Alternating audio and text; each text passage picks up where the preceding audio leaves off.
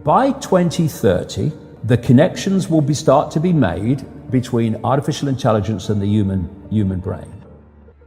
We've been through a process of preparation, of getting people, first of all, stage one, addicted to technology that they hold, holdables, smartphones, tablets.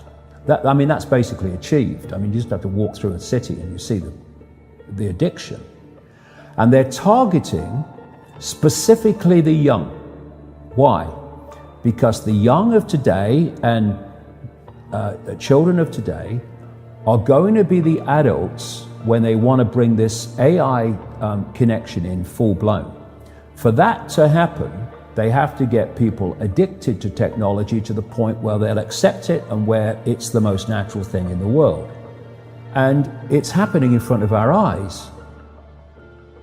The first stage is to get people addicted to technology to the point where, at the most extreme, they'll get up in the dead of night and they'll queue, stand in line outside an Apple store to get the first of the new technology.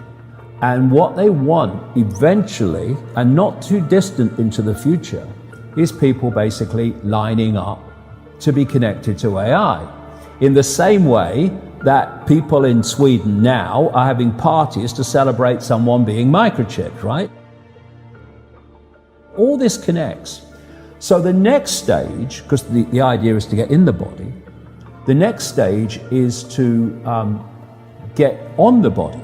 So we went from just holdables, we went to wearables, we went to Bluetooth and Google Glass and Apple Watches and all these other gadgets that go on the body now. Even what they call electronic tattoos that are basically microchips on the skin.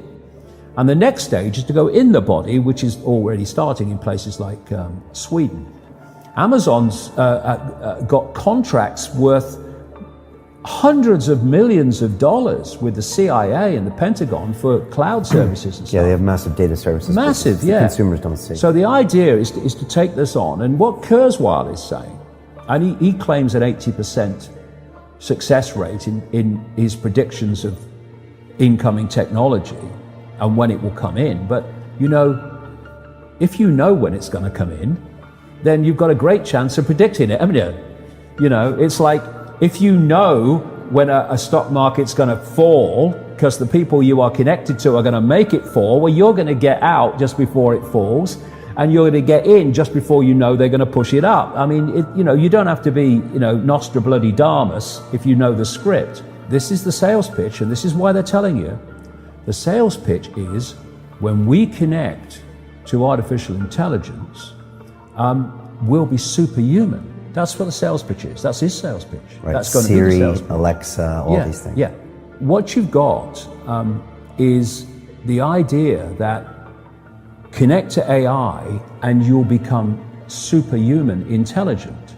No, you'll become subhuman intelligent. You'll become a vehicle for artificial intelligence. And whoever controls artificial intelligence will control the perceptions of every mind that it's connected to. If you're going to make a physical connection with AI, you're not going to do that on a mass scale until you've made a psychological connection.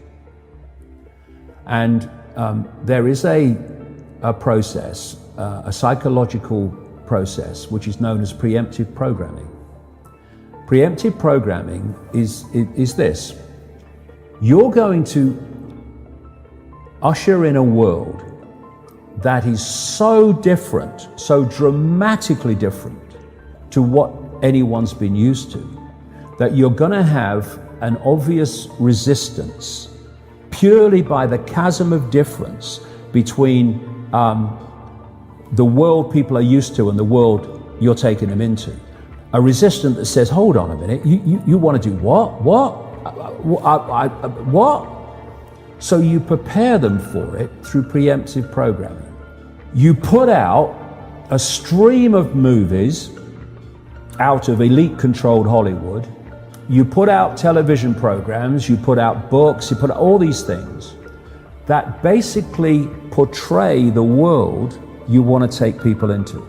This is why you've seen so many movies about control by robots, control by technology, of synthetic humans. You have the dystopian society being portrayed and portrayed and portrayed. And what that's doing, it's making the subconscious, to an extent the conscious mind, familiar with the world you want to usher in. So when you literally start to bring it in, there's not that chasm that there would have been before. There is almost a familiarity with it because you prepared people by portraying it over and over again in movies. Another part of this psychological connection with artificial intelligence, so we'll accept the outcome that I've talked about, is these Alexas and these Echoes and these so-called office assistants or personal assistants. You start to interact with them as if they're human. And now they're bringing in internet-connected toys for kids, even little kids, and Barbie dolls that they can actually have conversations with artificial intelligence. They're now bringing in these robots that are these synthetic robots that are looking more and more like humans. A lot of them coming in from the East. And this is a whole psychological process of familiarizing us with artificial intelligence, to getting people to interact with it until it becomes the most natural thing in the world. By 2030, the connections will start to be made between artificial intelligence and the human brain. And the human brain will be connected to what he calls the cloud. Another name for this is the smart grid, basically to artificial intelligence. As time passes, artificial intelligence will be more and more of human thinking and human perception until basically it's the totality of human thinking and human perception, at which point we won't be human anymore in terms of the consciousness processes we are using today. We will be artificial intelligence. And this is the assimilation I'm talking about.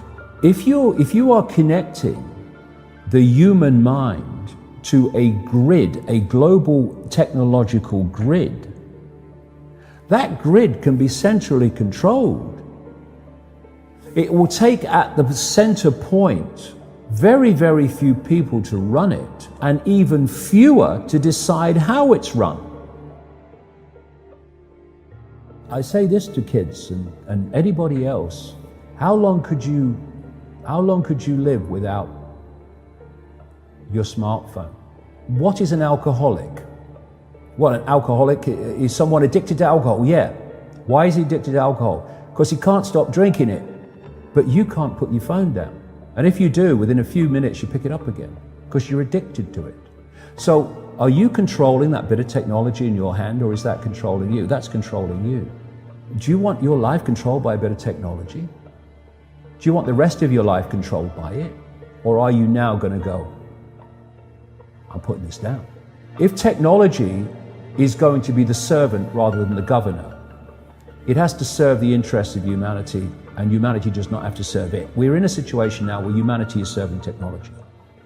And it will be serving AI. Increasingly, it is serving AI in its algorithmic expression.